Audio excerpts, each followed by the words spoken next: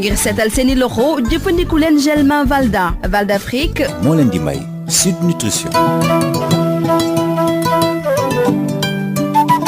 asalaamaaleykum mbokk déglukat yi docteur Bine Cheikh Seck ñu ngi leen nuyu. maa ngi lay fay ne Khady. ñu ngi ci chronique numéro 165 nan la ñuy lekkee bu mën a fàggandiku insuffisance rénale docteur lan mooy insuffisance rénale. alors li may njëkkee mooy wax lan mooy rognon parce que rénal mooy loo xamante ne ci rognon la màcc. rognon ñaari cër la yoo xamante ne ci suñu ndigg la nekk benn nekk ci ndeyjoor bi ci des ci càmmoñ bi ñoom seen solo mooy lan mooy dañuy segg suñu deret suñu yaram buy daw di dox normalement dafay produire wala day defar ay déchets ay saleté te saleté yooyu il faut mu génn ci yaram bi sinon daf ñuy posone alors saleté yooyu yëpp suñu rognon yi donc ñooy segg deret bi ba génne leen te bu leen di génne ci tuur ndox la leen di génne alors insuffisance rénale day dikk bu fekkee ni rognon yooyu dañoo dem ba nga xam ne seen liggéey boobu dafa wàññeeku seen mën-mënu liggéey boobu dafa wàññeeku ba déchets yi di accumuler wu ci suñu yaram mais loolu mën na dem di dem ba nga xamante ne day nekk insuffisance rénale terminale maanaam nit ki rognon yi doxatuñu du tout bu boobaa pour que mu mën a dund dañ ko war a dialyser mooy dañ lay branché ci benn machine boo xam ne moom liggéey ba rognon yi waroon def machine boobu moo koy def moom mooy segg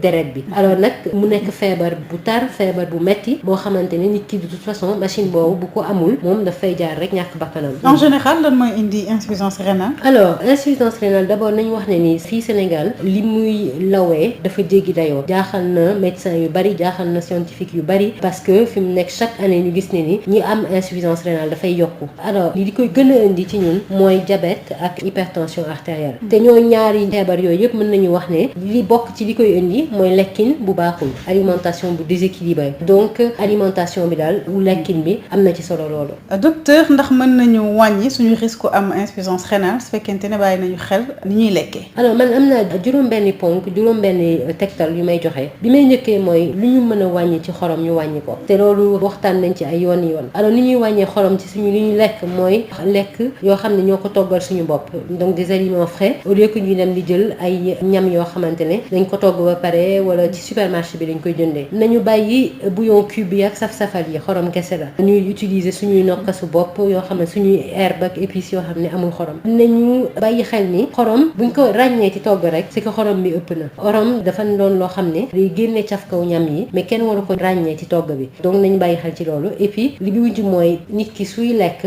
surtout bu mu dolli xorom bu mu dolli ay arôme na lekk togg bi ni mu melee noonu rek parce que gis nañu ni saa yu suñu dollee rek xorom bi lay ëpp. ñaareelu ponk bi. alors ñaareelu ponk bi mooy nañu wàññi lépp liy ndawal maanaam ndawal mooy jën mooy ginaar mooy yàpp te ndawal dafa am li ñuy wax protéine animale protéine bu jóge ci mala protéine animale boobu rognon yi ci li koy traité bu yaram bi mën koy jëfandikoo ci la bokk nit ki su fekkee ne dafay lekk protéine animale bu bari eh bien rognon yi dañuy gën di liggéey di gën di sonn c'est risque am insuffisance rénale boobu di yokku donc suñu règle ba ñu waxoon mooy kuy lekk ndawal daal ndawal bi warul ëpp suñu loxo ni mu dey donc loolu nañ ci bàyyi xel. d'accord alors ñetteel bi mooy te loolu lu ñu wax ay yoon la mooy nañu naan ndox mu doy donc ndox mu doy mooy lan mooy benn litre genn wàll ba jàpp ñaari litre parfois même di ëpp loolu bu fekkee ni période tàngaay lañu nekk di ñax bu bareek yooyu te alors ndox moomu kenn waru ko jël naan ko ci diir bu gàtt dañ ko war a naan ci bés bi yëpp parce que jël ndox mu bari di ko naan ci diir bu gàtt loolu dafay sax sonal rognon yi far donc nañ jàpp loolu alors ma joxe benn astuce bu ndaw nit ki bu ñu bëggee xam ndax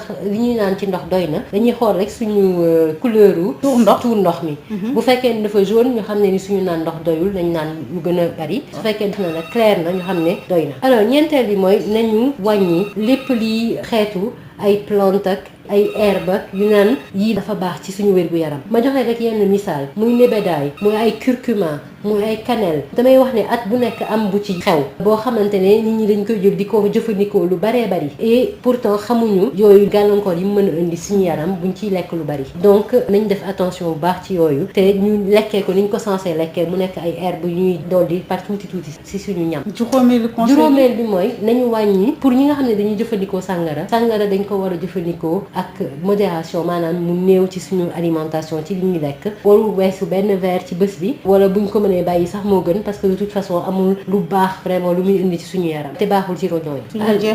fi ñuy jeexale mooy nañu surtout moytu di am surpoids wala obésité mooy yaram mooy graisse bu bari ci suñu yaram parce que de toute façon boo xoolee ñaar yi gën a indi insuffisance rénale muy diabète muy tension ñaar ñooñu ñëpp nit ki nga xamante ne dafa am yaram risque mu am feebar yooyu ba am insuffisance rénale moo gën a bari que koo xam ne am na poids bu normal donc moytu surpoids wala koo xam ne dafa am yaram mu wàññeeku loolu lu am solo la te waxtaan nañ ci ay yoon la dernière fois bi ñu ci waxtaanee moo doon le 12 novembre 2018 donc ñi nga xamante ne bëgg nañu dégluwaat loolu mën nañu dem ci page Facebook bi ma profité ci muy Sud Nutrition ñu leen di ñaax ngeen dem foofu mën ngeen fa déglu suñu chronique bi du 12 novembre 2018 wala chronique yëpp ñu mës a def ñu ngi ko posté foofu et puis soo leen amee seen i laaj yoo leen di laaj ngeen laaj ñu ko et puis aussi boo leen amee ay thèmes yoo xam ne bëggoon ngeen ñu aborder ko ngeen laaj ñu foofu aussi ci Sud Nutrition ci Facebook. ñu jaajëfal Val d'Afrique di la jaajëfal docteur Bintou Cheikh Seck. jërëjëf Ndeye Khady.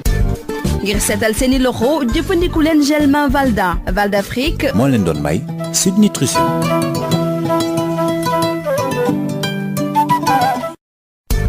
Le gel main Valda, efficace sur 99% des microbes. Val d'Afrique vous offre Sud Nutrition. Bonjour à tous et bienvenue, docteur Bintou Cheikh Seck, bonjour. Bonjour Ndeye Khady. Chronique numéro 165, comment manger pour prévenir l'insuffisance rénale. Docteur, qu'est-ce que l'insuffisance rénale? On va commencer par présenter les reins. Ce sont deux organes qui sont situés de part et d'autre du bassin et dont la fonction est de filtrer notre sang pour éliminer les déchets toxiques que l'organisme produit, bien sûr, et pour éliminer aussi l'excès d'eau.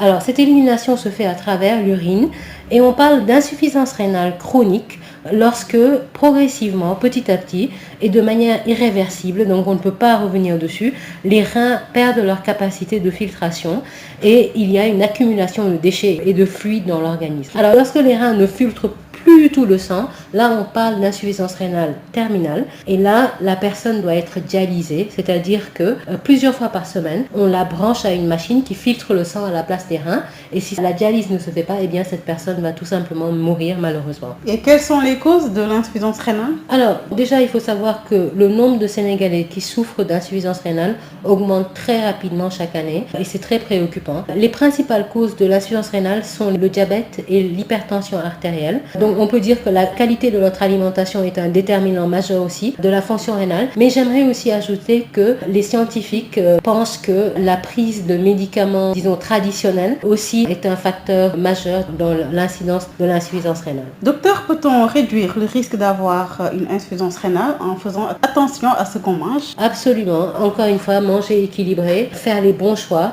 eh bien, réduit notre risque d'avoir cette maladie qui est quand même terrible. Et je donne 6 conseils pour réduire le risque. Premièrement, il faut réduire drastiquement notre consommation de sel, ça on le dira jamais assez. Et en quoi faisant? Eh bien en mangeant le plus frais possible, au lieu de manger des aliments transformés, de ne pas utiliser de bouillon cube, ça je pense que je le dis presque chaque semaine dans la chronique, et d'ajouter du sel juste pour souligner le goût des aliments, parce que le sel qu'on perçoit dans les plats, c'est du sel en trop. Et ensuite, ne jamais ressaler à table ou ne jamais ajouter des ingrédients salés au moment de manger. Deuxièmement, il faut éviter de surcharger les reins en mangeant trop d'aliments carnés. Les aliments carnés, c'est la viande, c'est le poisson, c'est la volaille. Ce sont des aliments qui contiennent des protéines d'origine animale, donc sont riches en protéines. Et les reins jouent un rôle très important dans le métabolisme des protéines. Alors quand on mange trop de protéines animales, eh bien on surcharge les reins et on augmente son risque d'insuffisance rénale. Donc non seulement on réduit, alors vous vous souvenez de la règle, on avait dit que ce qu'on mange en protéines animales, ça doit tenir dans la paume de la main. Donc je le répète ici. Et il faut répartir les prises de protéines animales, de viande, d'aliments carnés sur toute la journée pour ne pas surcharger les reins. Troisième conseil? Le troisième conseil, on l'a dit aussi plusieurs fois, mais dans le contexte de l'insuffisance rénale, c'est à redire, c'est qu'il faut boire suffisamment d'eau, c'est-à-dire 1,5 litre à 2 litres d'eau. Sinon plus quand il fait plus chaud et qu'on transpire plus. Il faut répartir les prises d'eau sur toute la journée et il ne faut surtout pas boire beaucoup d'eau dans un intervalle court parce que là justement au lieu de soulager les reins, on les fatigue puisqu'à ce moment-là ils doivent travailler beaucoup pour se débarrasser de l'excès d'eau. Un Donc une astuce que j'ai déjà donnée mais que je répète, c'est que pour être sûr qu'on est bien hydraté, il faut observer la couleur de nos urines. Et si la couleur est claire, c'est que nous sommes bien hydratés. Si les urines sont jaunes, jaunâtres, c'est qu'on ne boit pas assez et qu'il faut boire plus. Alors le quatrième conseil, c'est qu'il faut éviter la surconsommation de plantes ou d'herbes soi-disant thérapeutiques. Alors je vais donner des exemples et qui sont peut-être controversés, mais des surconsommations de nebedaï, des surconsommations de curcuma, de cannelle, qui à la base étaient soit des condiments, soit des feuilles qu'on mangeait occasionnellement. Là, parce qu'il y a des allégations de santé derrière ces herbes ou ces feuilles, eh bien il y a des personnes qui en consomment énormément. Et le problème, c'est pas qu'il est prouvé que ça joue sur l'insuffisance rénale ou le risque d'insuffisance rénale, mais très souvent les effets indésirables sont méconnus. Et ça peut affecter des organes comme les reins, qui sont quand même des organes vitaux. Alors le cinquième conseil, c'est qu'il faut éviter l'abus d'alcool. Pour ceux qui consomment de l'alcool, l'abus d'alcool de toute façon n'est bon pour rien, mais alors pour les reins, c'est encore pire. Et si on doit en consommer pas plus d'un verre par jour, mais il faut en consommer avec une très grande modération. Dernier point. Alors le dernier conseil, c'est qu'il faut éviter le surpoids. Le surpoids est un facteur de risque de pratiquement toutes les maladies chroniques, toutes les maladies non transmissibles, y compris le diabète, y compris l'hypertension artérielle, qui sont deux maladies qui augmentent le risque d'insuffisance rénale. Donc pour éviter le surpoids, ou en tout cas si on est en surpoids, maigrir ou mincir, il faut manger équilibré et faire du sport. Et je rappelle qu'on a déjà fait même 2 chroniques sur comment mincir sainement. Et je rappelle la date de la dernière chronique, c'était le 12 novembre 2018. Pour ceux qui veulent réécouter cette chronique ou la revoir en vidéo, il suffit d'aller sur la page Facebook. Et j'en profite, c'est la page Sud Nutrition. Et nous vous invitons à venir encore plus nombreux, nous poser des questions, nous suggérer vos thèmes. Et puis aussi, sachez que toutes les chroniques passées sont postées sur la page Sud Nutrition. Merci à Val d'Afrique et merci à vous, Dr Bincharsek. Merci Neyhali. Le gel main Valda, efficace sur 99% des microbes. Val d'Afrique vous a offert Sud Nutrition.